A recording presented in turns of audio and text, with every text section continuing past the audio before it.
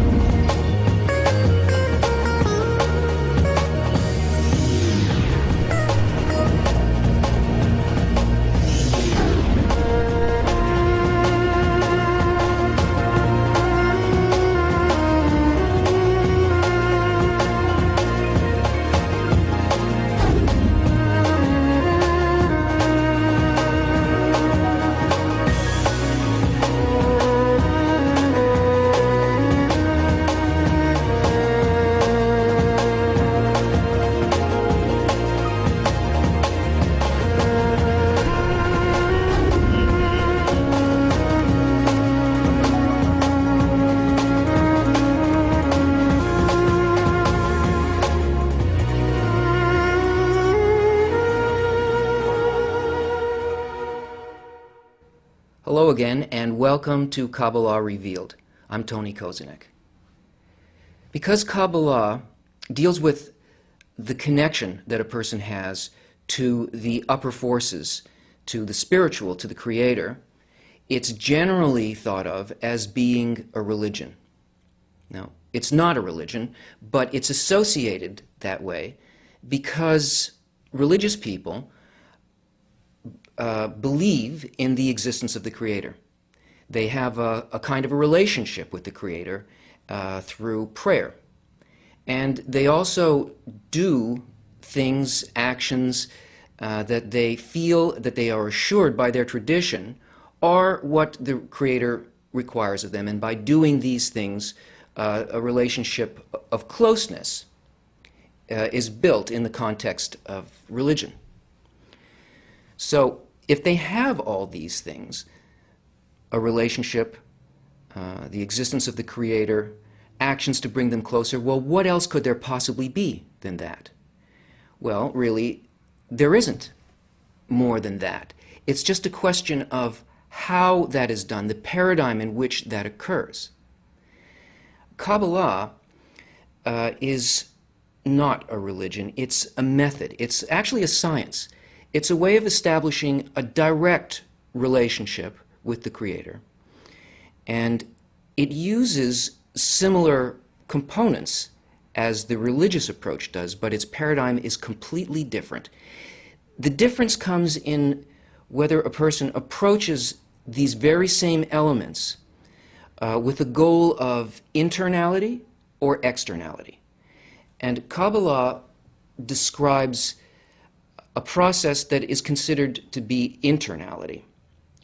The difference between the two is extremely marked, and if you take the approach of the paradigm of Cabala and apply it to these very same elements of religion, a person doing those same actions can have a completely different experience, a direct connection with the upper force and an enhanced grasp and attainment not only of the pleasures of life, but of the reality of the Creator's mind. This is a real relationship. So let's take a look at what the difference is and what it is that a person can do with these elements in order to achieve this kind of relationship.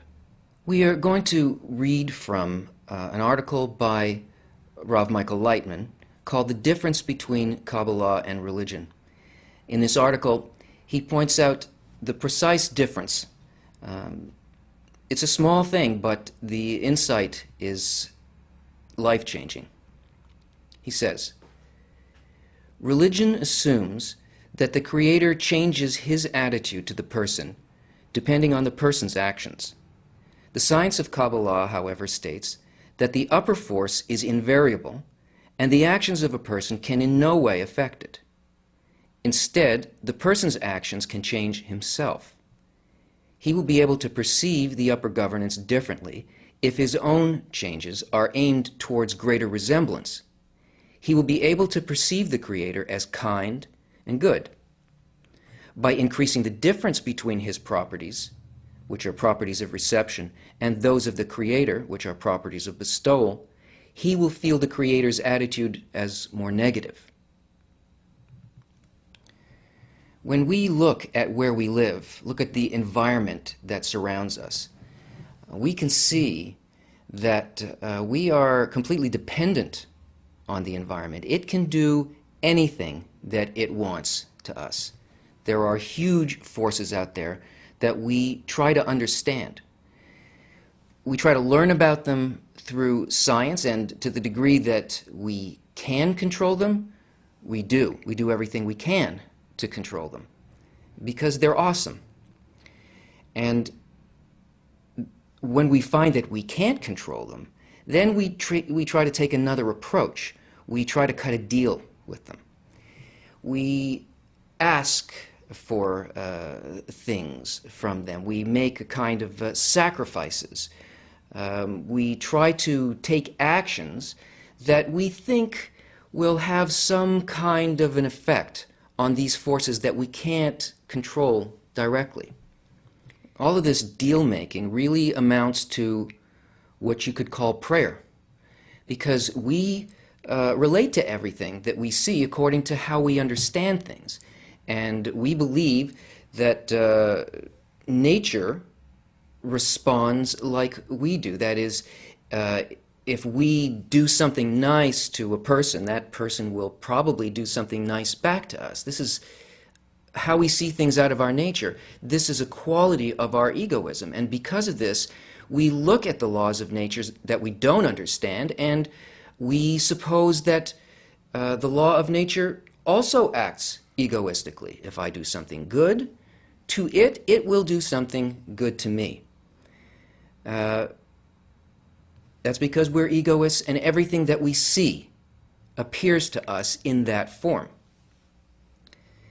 So we find ourselves trying to ameliorate situations in our lives and conditions against large forces by being nice to people, doing something in terms of charity, or helping animals, or doing something with society, and making personal sacrifices. And the hope is that we will get a good attitude returned to us from these hidden, awesome forces.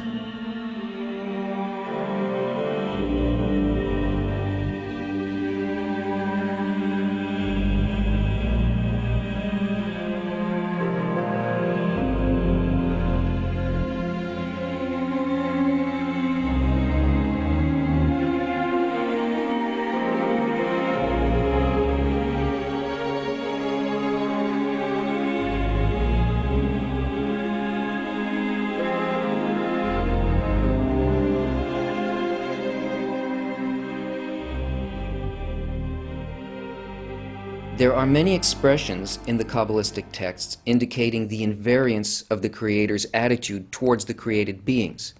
I do not change my name. He is good and bestows goodness upon his creatures, good and bad. The upper light is absolutely static. I'm sure you've seen these in scriptures and in prayers, and they seem really mysterious. What could this possibly be talking about?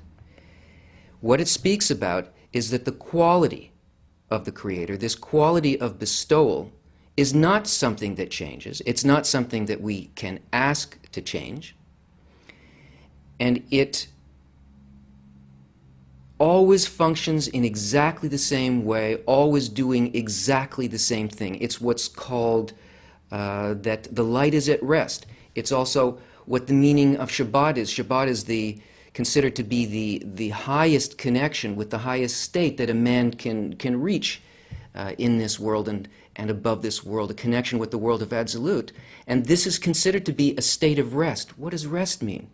The light is at rest because it has a quality that never alters. It's always creating and caring for all of creation. It is a constant attitude of all-embracing love. So the Kabbalists who have exited their nature, their egoistic nature, their lower nature, and have penetrated into the spiritual world, tell us about this quality of constancy in the upper light. And they tell us that nature functions by a completely opposite idea to the one that we have when we try to cut deals with it. And we see that the upper force is one that doesn't change, nor does it need to change, because if it is constant, if it is bestowal, then it can't be bestowal sometimes and not other times, because then it's not bestowal. So it either is an upper force or it's not an upper force. And if, as all religions say, the Creator is good, then if we can't feel that that's so, then the problem is really with us and not with the upper force.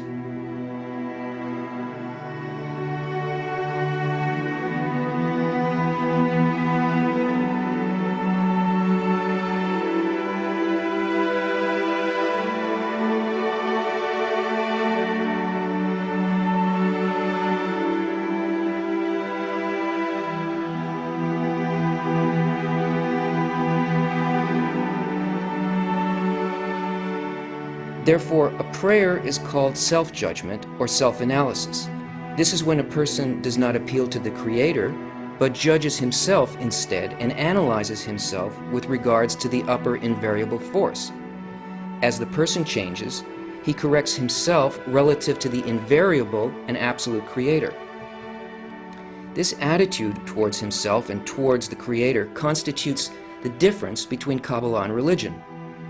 Even though religion calls for certain personal changes, religion is based on pleading with the Creator. In this world, religions are similar to the most ancient beliefs, which extensively practice bribing the upper forces of nature. So if we can't bribe Him, what do we pray for? What do we call out to Him for? We need to ask Him to change us in such a way that we can understand Him. We need to change our tools of perception and not ask that the Creator change His attitude towards us. We know this because of what the Kabbalists have brought us. Because this is not something that was created out of our nature, but comes from those who have exited that aspect of nature and brought us this idea in the books of Kabbalah. And of course the Torah and our other scriptures are all part of Kabbalah, and this is why we say that these are the words of God, because they come from the level above the nature of man. And it's telling us to take a completely different, opposite attitude towards what it is that we request in our process of development. And that's why it's said that the rule of Torah is opposite to the rule of landlords. Torah is the upper light. Landlords is our nature, our egoistic nature. In the article he says, a conviction in the change of the Creator's attitude to the person leads to envy. Who is treated by the Creator with greater love, and who is more divinely chosen? It causes antagonism to arise, not only among people, but also between religions. The representatives of various confessions dispute whose prayers the Creator is inclined to answer more willingly. Let's look at this paradigm, this difference between Kabbalah and religion, this way. We see that in religion we have people in this world who believe in an upper force, the Creator. And there are events or forces, situations, that come to the people from this upper force. The upper force is responsible for everything in this conception. Now, these events are felt either as positive events or negative events by the people in this world. Now, when a person feels one of these events as negative, then he begins to take action as explained to him by the religious approach. He will make, one, actions that are determined to make an effect on the upper situation here, to change this experience from a negative to a positive. So he will do actions of charity, he will do actions of self-sacrifice, he will do things in his community, all in order to make an effect here, to get a good result. And he will also raise a request called prayer, depending on the mercy of the Lord, which he sees as expressed in the variance that he believes happens here in the Creator's attitude. In other words, the Creator is inconsistent. Sometimes he will do a good thing to me, and sometimes he will do a bad thing to me. And in this combination of actions that are taken and this pleading, there will be an influence so that instead of getting this bad result or bad attitude from the Creator, it will be changed through these things to a positive one in the experience of the person making the request. So that means that the perception that the person has of the Creator plus the Creator's attitude is completely inconsistent. It's variable. It can either be positive or it can be negative. And really, here, the man does not discover anything about the actual nature of the Creator because he is operating the entire system based on a governing principle that exists for him here, which is to experience only good. But that's good in terms of the definition of this guiding principle, which is egoism. That is, I don't want things to change here. I do not want to feel any bad things from the Creator. So I want my situation to remain the same, and I want the Creator's attitude to change around me while I receive a comfortable and good situation through this definition. Not only for me, I mean, maybe the person doesn't act outwardly, apparently as an egoist. They're not trying to act like an egoist. They may be concerned for their family, for their nation, for the ecosystem, but still, what they're trying to do is to get the Creator to change an attitude which is considered to be bad. In the Kabbalistic paradigm, we have exactly the same elements. We have a Creator, we have people in the world, and we have events affecting the people. Some of these events are felt by the Kabbalist as positive or negative. Now, because the Kabbalist already starts from the principle that everything that occurs is actually good, all actions of the Creator do not change, they're always good, therefore all of the events that are occurring in the person's life are also good, and where is the place that the person can appeal to for grace, as in this place here, where the religious person can request a good outcome, that the Creator should show grace to them? Well, the point of variance and the point of invariance is completely different in these two paradigms. Here, we find that the Creator and all of these forces are invariable. Here, we find that the person's attitude is invariable. The person does not change, does not grow. The Creator being invariable and the forces from the Creator being invariable means that the only place of variation is in the attitude of the person themselves. They are more or less able to feel the goodness, the fact of the goodness behind each of these events that the Creator sends to them.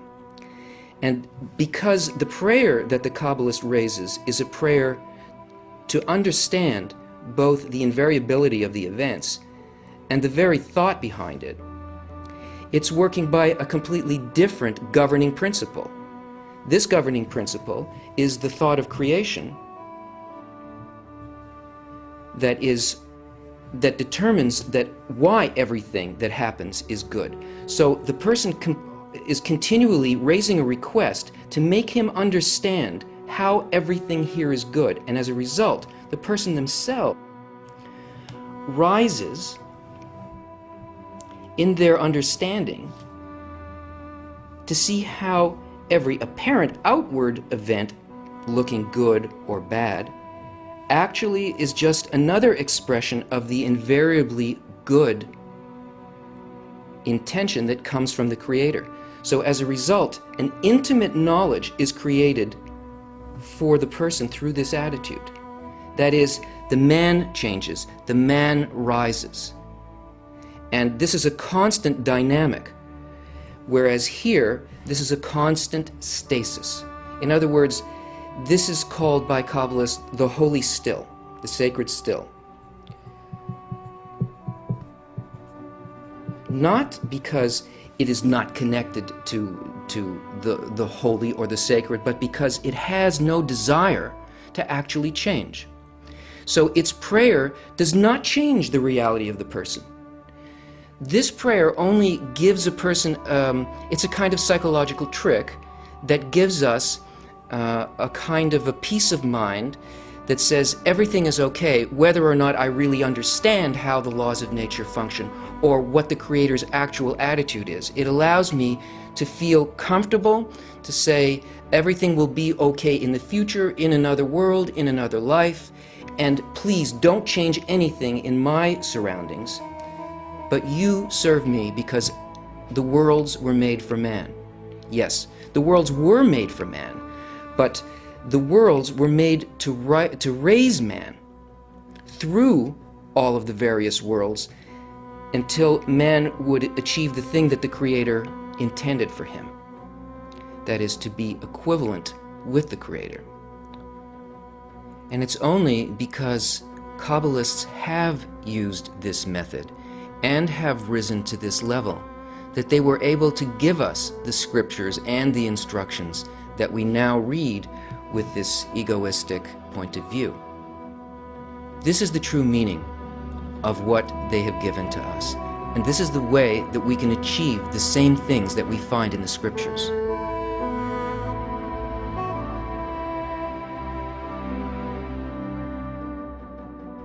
However, the Creator doesn't listen to the words that we utter, but instead reads the feelings in our hearts. Therefore, it's senseless to spend time and energy on uttering beautiful phrases that have no inner heartfelt meaning.